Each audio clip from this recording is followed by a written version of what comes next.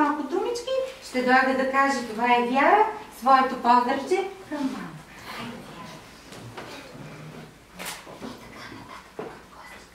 Колко си мило, колко сладко е при мама и при татко. Браво, да, и много малко думички.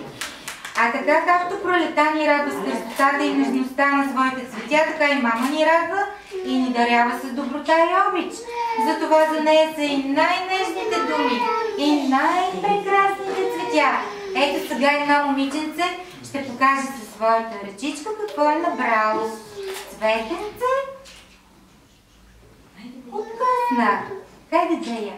С моята ръчичка. Цветенце.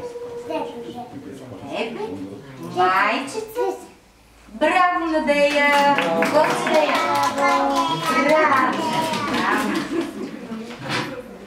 Така, чудесен и изпълнен с любов и радост е днешния ден, защото е стоплен от чистата и неподправена обич на детските сърца.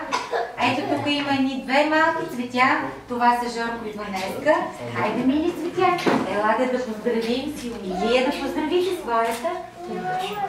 Чакай сега. Ето сега започваме. На тебе, мамо, поднасям тези цветя. И теб обичам. Мамо, ничка на света. Хайде, падете се за ръчички и се поклонете. Браво!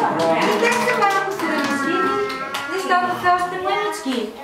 Но слънцето земя погали и прогони зимни хали. Пролета дойде навън, жарен, цветен, чуден сън и кацна тук при нас. Кой кацна, деца, при нас? Я вижте и там, кой кацна на прозорчето? Бялата пеперуда. А ние знаем ли че е бялата пеперуда? Ето сега, защото е пролет, забудили са си пеперудките и децата ще спеят. Да, вестичката за пеперудката.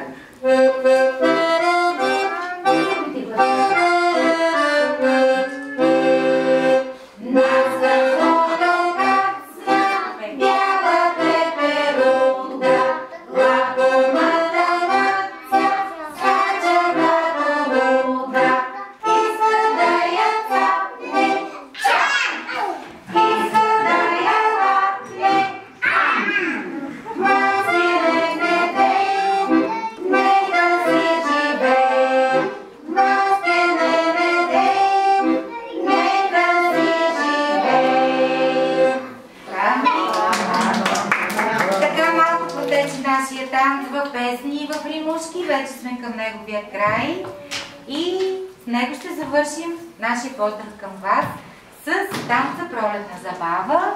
Окуражавайте вашите деца, насърчавайте ги, защото те положиха много труд и желание да ви зарадват. Благодаря за търпението и малко изчакайте.